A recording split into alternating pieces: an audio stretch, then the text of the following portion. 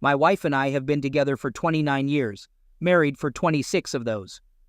I'm a 51-year-old man, she's a 49-year-old woman, and we have 2 grown kids, a 24-year-old son and a 22-year-old daughter. We met in college, dated, fell in love, got married, and built what I believed was a wonderful marriage. We did a lot of things together, communicated constantly, and tackled any issues that arose. We both had successful careers that we supported each other in. Our love life was great. Maybe not as frequent as when we were younger, but just as passionate. She's in IT, and I own a small landscaping company that employs 75 people, which I started after graduation. She's been working from home a lot since COVID, and we've been discussing me stepping back from the day-to-day operations and her going part-time so we can spend more time together and travel, especially now that the kids are established. Looking back, there were none of the red flags I've read so much about. No strange texting habits, no guarding her phone, no changes in her wardrobe, no unusual behavior, no nights out with colleagues from work. She'd go out, usually with friends or family. The next day, someone would always tell me I should have joined. But I liked her having her own time, and I enjoyed my solitude in my workshop. She was always home early. So to say I was caught off guard is putting it mildly. D-Day. The previous week, I'd planned a surprise weekend at a friend's romantic B&B for our anniversary. It was the Winter Festival weekend. I left work early to surprise her, telling her to pack for a trip. As I pulled into the driveway, I spotted an unknown car. Immediately, I had a gut feeling. I didn't know why, but I did. I sat there, hoping I was wrong, but my gut said otherwise. I sat there, contemplating my next move. Should I leave and confront her later? Pretend I didn't see anything? I was shaking so much I could barely see. When I face uncomfortable tasks at work, I tell myself to man up and get it over with. Suddenly, my shaking stopped and I felt oddly calm. I had no idea how, because inside I was a wreck. I quietly entered through the back door and my black lab was lying there, looking sad, as if he knew something was off, instead of his usual excited greeting. Gosh, I adore that dog. He stays put as I tiptoe up the stairs. As I reach the top, the sounds from our bedroom become clear. I approach the door, swing it open, and there he is, her boss, on top of my wife. I pause for a moment before shouting, "Surprise!" The ensuing chaos would be comical if it weren't so heart-wrenching. He rolls off, attempting to escape the bed, but ends up entangled in the sheets. My wife is repeatedly shrieking, "Oh my God!" while trying to cover herself, but she can't because he's still tangled up. Eventually, he frees himself and starts searching for his clothes, which are on the other side of the bed. It strikes me that they're in the same spot where mine usually land. For some reason, I beat him to them and snatch them up. My wife is sobbing, repeating, "I'm so sorry." I back up to the door and stand there while he's standing next to the bed, naked. I grab the large armchair from the corner, drag it to the door, and sit down. He asks for his clothes, but I refuse and toss him my wife's robe hanging on the door. He starts to approach me. Now, even at 51, I'm in good shape. At 6 feet 3 inches, 240 pounds, years of gym workouts and landscaping work have kept me fit. I gaze at him and warn, "If you come any closer, it won't end well for either of us. You'll end up in the hospital and I'll land in jail. So, how about you just take a seat?" My wife is now weeping into the pillow, and he sits down. After an awkward silence, he asks, "What's next?" I respond, "I honestly don't know." My wife's crying has subsided a bit, and she sits up. Eventually, I pull out my phone and declare, "You're both going to spill everything while I record it." They exchange glances, and my wife queries, "What do you mean by everything?" I retort, "Exactly that, everything. How it began, how long it's been going on, when, where, hotel stays, dinners, the works, everything." My wife insists this was the only time, to which I shout, "Bull crap! There's no way you'd be comfortable enough to bring him into our bed if this wasn't a long-standing affair. If you lie to me again, I'm walking out that door and seeking a divorce attorney." She breaks down crying again. So for the next 10 to 15 minutes, the truth pours out. It's been happening for over 9 months. It began with him flirting with her and so on, until he invited her to lunch and she accepted. A few drinks later, they were in a hotel. She came home to me that night as if nothing had happened. She insists that it was tearing her apart and she wanted to confess, but didn't know how. Once more, I cry foul. If it was tearing you apart, you wouldn't have continued it so effortlessly. They even attended a week-long work conference that I used to accompany her to. She informed me that company policy had changed and spouses were no longer allowed. I pocket my phone and the room falls silent again. Then, an idea strikes me. I rummage through his clothes for his phone and request his passcode. Surprisingly, he provides it, so I start browsing through his phone. I discover some photos of a woman I presume is his wife and inquire about her name, Carol. She's quite attractive, though not as stunning as my Ashley. I inform him as I find more pictures of children. Turns out he has 3. And finally, a family portrait of all of them. I hold up the phone and remark, "A lovely family. Why would you risk it all for a fling with my wife?" His response, "What do you mean risk it all?" Me, "You genuinely believe Carol won't find out?" Him, "How would she find out?" Me, "I'm about to call her right this moment." He stands up and protests, "No, you can't." My wife shrieks, "Please don't do this to him." I snap, "Don't do this to him. You've shattered me, our family, our friends, our future, and my heart." "And you're concerned about his well-being?" I'm trembling again, trying to hide my tears, but I can't keep it together any longer. I slump back into the chair and start weeping. She attempts to approach me, but I glare at her and command, "Keep your distance." After a bit, I regain my composure and glance at his phone again. He pleads once more, "Please, I'm begging you. I promise I'll tell her." "Sure you will," I retort. He stands there, begging me not to, as I locate her number and decide a FaceTime call would be even more impactful. She picks up and, looking puzzled, asks, "Who are you? Is my husband all right?" He's fine for now, but that's about to change. I switch the camera to show him standing there in my wife's robe. I state, "I believe you're familiar with this man. The room he's in is my bedroom. The floral robe he's sporting belongs to this woman." As I swivel the phone to capture my wife, who's attempting to hide under the sheets. But it's too late. That's my wife, and I arrived home early today to find them in bed together. I genuinely feel sorry for her, and terrible about how I broke the news. She begins to sob, and he tries the "honey, I'm so sorry. I can explain. It was just one time" spiel. I advise her not to trust a single word he says. It's been happening for over 9 months, and I've spent the last 15 minutes recording all the details they were willing to divulge. I assure her I'll text her my contact info, and she should send me her email address so I can forward her the video. I hand him his phone and overhear her warning him that a packed bag will be waiting outside when he gets home, and if he tries to enter the house, she'll call the cops before she hangs up. I throw his clothes at him, and he exits once he's dressed. Now it's just me and my wife left. She gazes at me and starts shedding tears, apologizing profusely. She never intended to cause me pain. Could I find it in my heart to forgive her?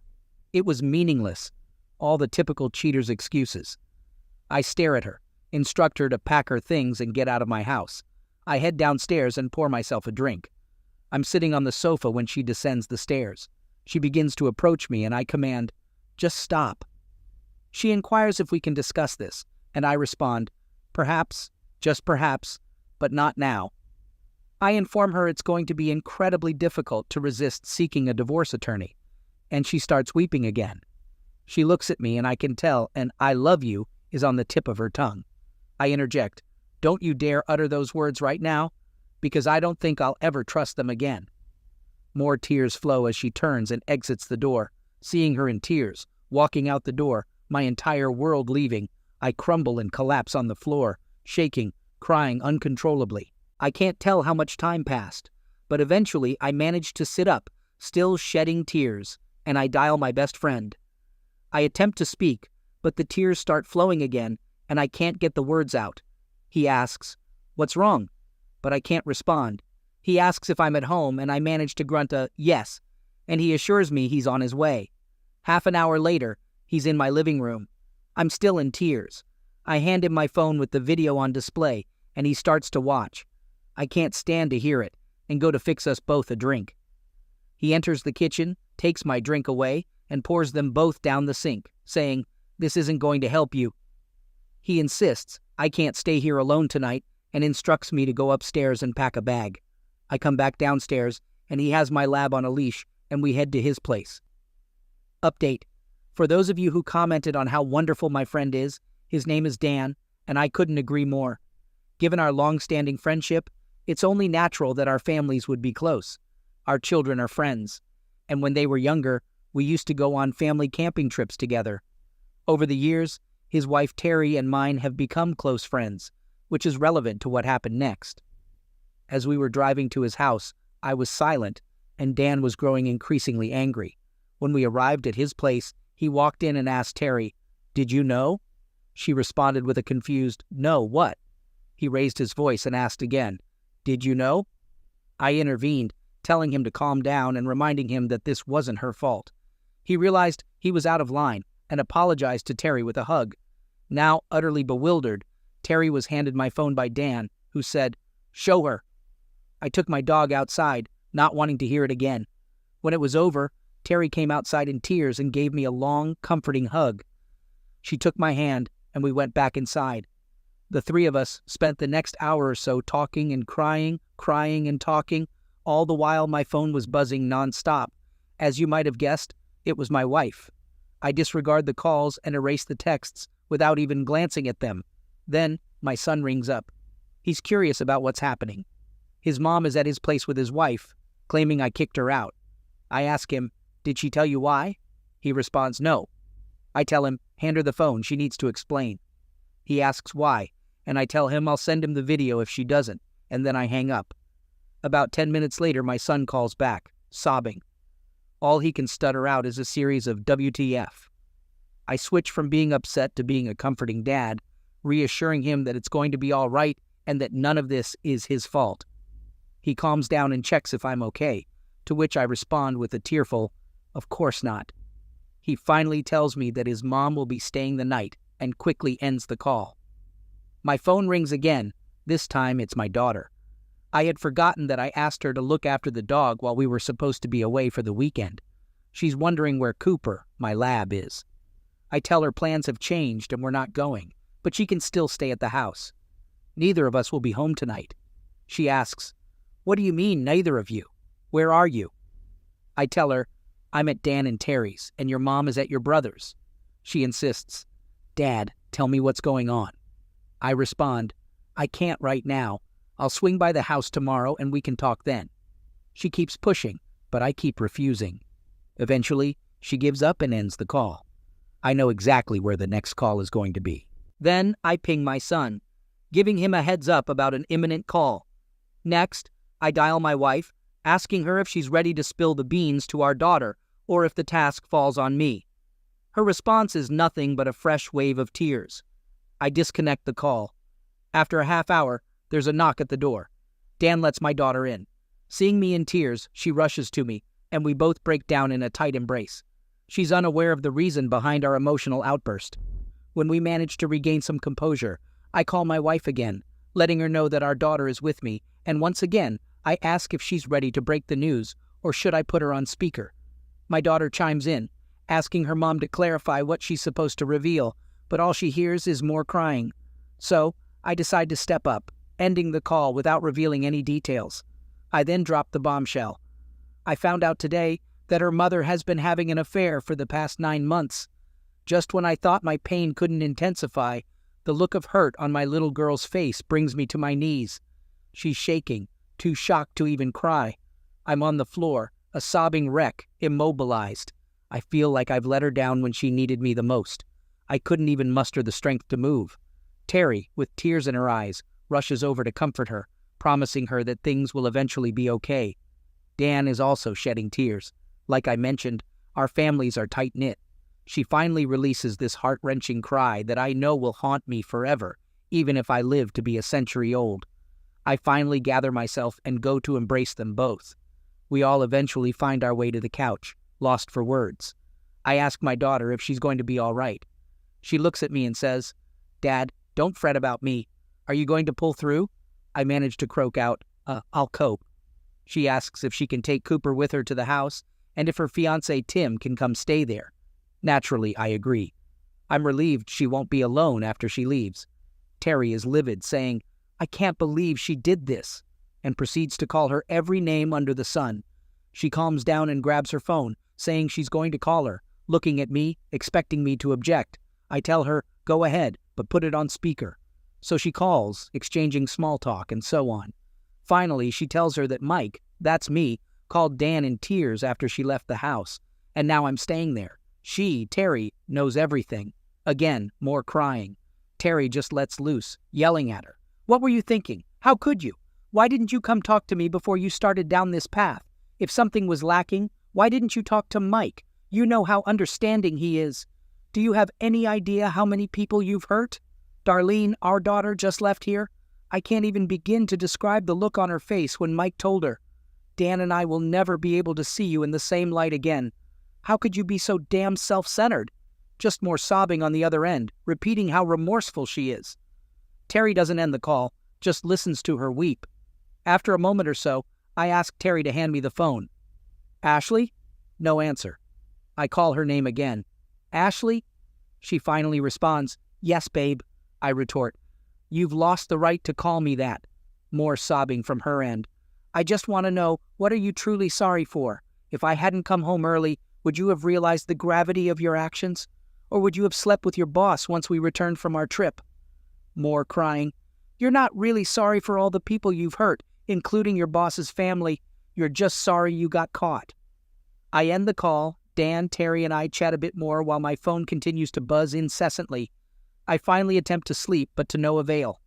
In the morning, I ask Dan to drive me home, give Terry a hug, and express how much they both mean to me. I tell Dan I plan to head to my cabin for some solitude. He agrees that it's a wise move. As we're driving, I notice that amidst the flurry of notifications on my phone, there's one message from my wife's boss's wife expressing her gratitude for the revelation and providing her email address. I forward the video and offer her the chance to reach out if she needs to unload. It might be beneficial for both of us. I pack up quietly, careful not to disturb Darlene and Tim. As I'm loading up the truck, I pick up a couple of my .22 rifles. Dan questions my actions, and I explain, I usually do some target practice up there. Not this time, he counters, confiscating them. Cooper hops in and off we go. Upon arrival, about 2.5 hours later, I get the place opened up and start a fire in the fireplace. Cooper and I take a stroll in the woods. It's somewhat soothing, but not entirely. My son rings to check up on me, and I inform him of my whereabouts. I tell him if his mother wants to stay at the house, that's fine, but she needs to clear out before I return. He agrees. After our walk, Cooper dozes off by the fireplace, and I head out to chop some firewood. It's a great workout and surprisingly therapeutic. With each axe swing, I alternate between envisioning my wife's face and her boss's. I stay put Saturday, Sunday, and Monday. On Monday, I start making calls, first to my office, letting them know I'll be out for a bit, but can be contacted for emergencies. Next, I call my go-to attorney for any company-related legal issues, who recommends a divorce lawyer.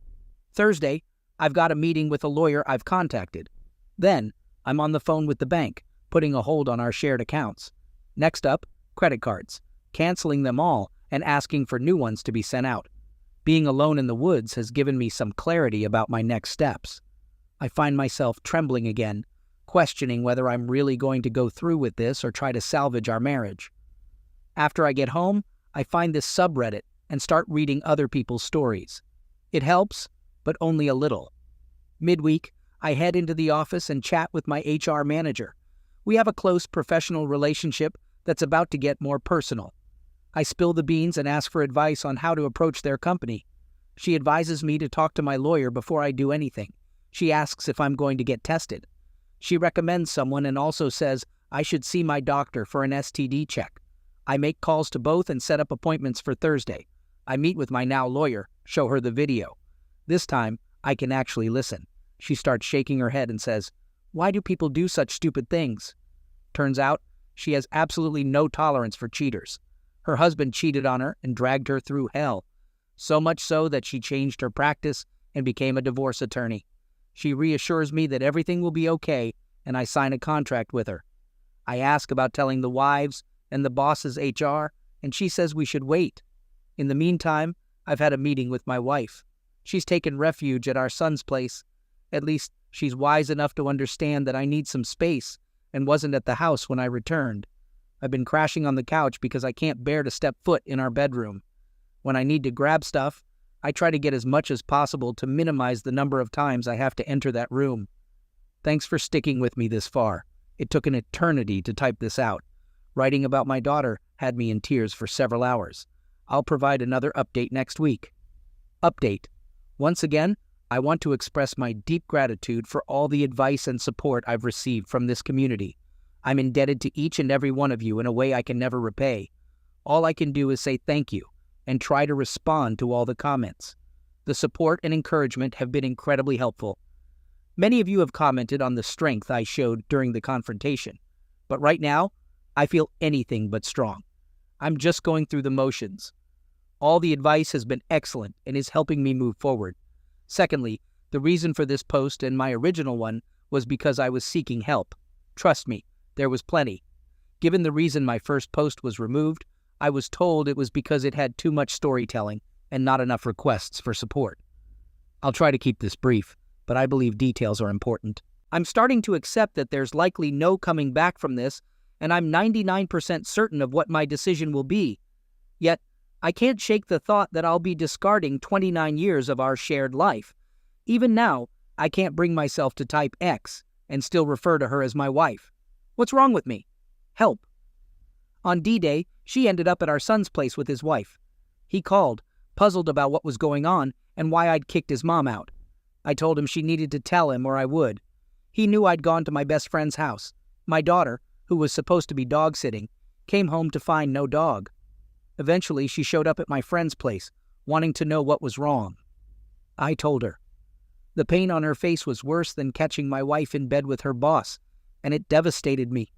She left with the dog to our house and had her fiancé come over. On Saturday morning, I told my friend I was going to spend a few days at the cabin. Could he drop me home? He agreed it was a good idea. So I packed up, took the dog, and spent some time at the cabin, walking in the woods with the dog and splitting firewood. It was a good workout and therapeutic. I stayed there until Saturday, then drove home. On Monday, I started making phone calls to the bank, credit card companies, and a lawyer I use for company matters. He recommended someone, whom I called and met on Thursday. I played her the recording. She was extremely confident, and I hired her. I asked about informing my wife's boss and HR department, and she suggested we hold off. I'm home now, sleeping on the couch. I can't bring myself to go into the bedroom except for clothes. On Friday, my son called to tell me his mom couldn't stay there anymore. It was causing strain for him and his wife. Could she come home? I hadn't spoken to my wife since D-Day. I reluctantly agreed. She returned on Saturday. I went back to the cabin. It was freezing, but I managed. On Monday, I went straight to the office. The people there love my dog, and he gets spoiled. I finally went home on Monday night. When I saw my wife, all I could see was the image of her in bed with her boss on D-Day. I don't think I'll ever get past that. Any suggestions? We didn't speak. I changed and went to my basement office to keep busy. Eventually, I watched TV in the basement. She came downstairs and asked if we could talk about this. I told her I wasn't ready yet and asked her to leave me alone. While she was there, I fell asleep in the recliner, woke up early, went to the gym, showered there, and went to work. My routine is to go home late for the rest of the week. On Friday, my HR manager checks in on me. I fill her in on the recent events and my therapist visit. She suggests that I should stop sleeping on couches and chairs and buy a new bed. I think it's a fantastic idea. I withdraw half of the remaining joint account funds, which is my wife's share, and head out to buy a new bed. The delivery is scheduled for Saturday. I wait at the office for the call that they'll be there in 30 minutes. I stop to pick up a couple of subs for the delivery guys and wait nearby. When they arrive, I meet them, treat them to lunch, and give each of them $25 to do me a favor. I ask them not to haul away the old mattress, and if they could come back later to pick it up. I ask them to lean it against a tree near the street. They look puzzled, and I tell them to give me 5 minutes and come in. They'll understand. Now, I had thought about burning the old mattress in the driveway, but I didn't want to deal with the cleanup. I go upstairs and strip the bedding. While I'm doing this, something comes back to me that I need to find out about. I take a can of Blaze Orange spray paint that we use for marking properties we're working on and spray "Wife cheated on me in our bed" in big letters. The guys come in, and my wife asks what's happening. I tell her I can't sleep in that bed anymore and that she bought me a new one. She seems upset but retreats downstairs. The new bed is set up, and the guys leave the old mattress where I requested. After a while, she informs me that they left the old mattress in the yard and that they'll be back for it. I respond, struggling to keep a straight face. I don't think she's caught on yet, but the entire neighborhood certainly has. Come Valentine's Day, she attempts to be romantic and initiates intimacy. I reject her, stating that I wouldn't take her up on the offer, even if she were the last woman on earth. She retorts, saying that we don't just have sex, we make love, her voice filled with distress. I counter that we haven't made love since she started sleeping with her boss. She looks taken aback. Did she think I'd forget? I'm utterly baffled by her thought process. I decide it's as good a time as any to have a discussion and ask her to sit down in the living room. I ask her what she wants to do. Should we attempt to mend things, or should we divorce and move on? I'm not sure why I even proposed the former. I guess I'm hung up on the idea of discarding 29 years. Please convince me otherwise. She claims she's willing to do anything I ask to rectify the situation and pleads for my forgiveness. I tell her she needs to confess to everyone in our family, starting with her parents and my mom, including the details of how I discovered the affair. Our kids aren't aware of this detail yet. They're visiting tonight.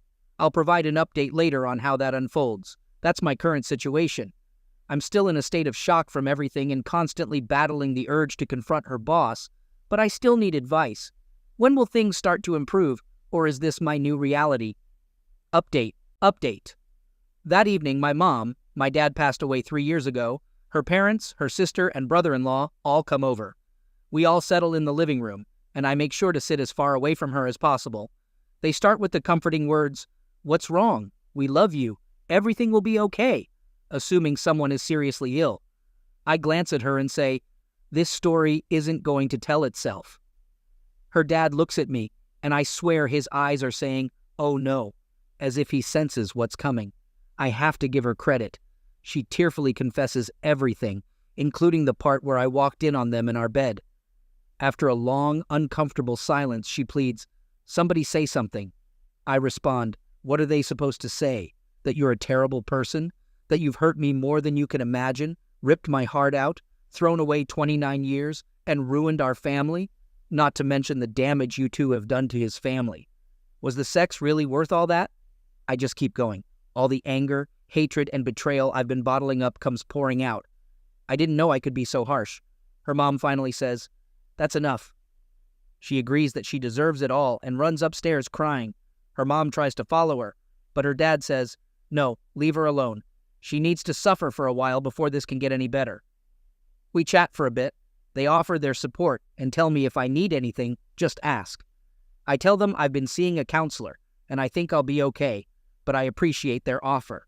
I tell them that despite everything, I still love her, and that she's going to need them more than I do.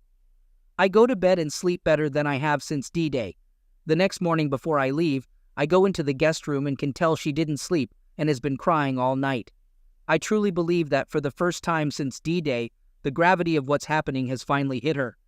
Telling her family and having me lash out at her like I did, I think it snapped her out of the affair fog. She looks like she's genuinely remorseful. I tell her we need to talk, more like I talk. She listens. I explain that I'm 99% leaning towards divorce, but am still clinging to the 1% life raft. That if there's any hope, she needs to do what I ask to help me get over this. She says she'll do anything, just to please not do anything yet.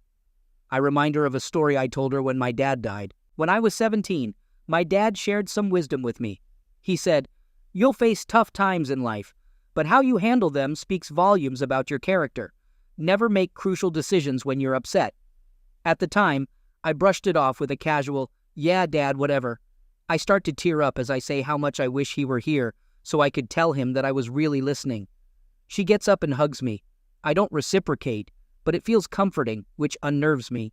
She sits back down, and I tell her she needs to move out. I can't heal if I see her every day. We need to go no contact. She agrees and asks what else she can do. I tell her I'm too emotional to think straight now, but I'll let her know. On my way to work, I call my lawyer and arrange to meet her today. She's free, so we meet for coffee. I update her on everything, the 99.1% dilemma, etc. I ask her to prepare divorce papers in case I decide to proceed. She suggests that if I can afford it, I should find an apartment for my wife and pay the first month's rent. This would demonstrate good faith if things go to court. I agree, and she says she'll have something for me to review by Monday. I call a real estate broker we've worked with over the years, explain the situation and what I need. He refers me to a rental agent. The agent finds a suitable place, and I meet with the property manager to pay for the rest of February-March and the deposit. When I get home, I tell my wife about the apartment, what I've paid for, and that she needs to meet the manager and sign the lease. It's a 6-month lease, which seems like a plus. She's surprised by how quickly I've acted. I tell her that I needed her not to come home from our sons. While she's gone, I arrange for movers to come on Saturday. When she gets home, I tell her about the movers and ask why she hasn't asked about finances. I inform her that I've canceled the credit cards, withdrawn my half from our joint account, and canceled the debit card. She seems angry but admits she doesn't blame me. It turns out she hasn't needed to spend anything, as she's been splitting her time between our son's place and home. She also reveals that she requested a leave of absence from work due to personal issues. They allowed her to take her paid vacation first. On Friday, I tell her she can take whatever she needs for the new place. Just leave me some essentials and nothing from the basement or any family heirlooms, and my new bed. I also tell her that I'm open to marriage counseling. She should find 3 different counselors, and I'll choose the one I think is best. I leave early on Saturday morning and return to a half-empty house, including the TV. That's okay. I wanted a bigger one anyway. My friend still has my liquor, so I stop by to pick up my favorite bourbon and enjoy a glass while typing this. Sorry this was so long. Thanks for reading this far. Tomorrow, I'm hitting the gym, making my favorite chili, and buying a new TV. I'm sure I'll have more to post in the future.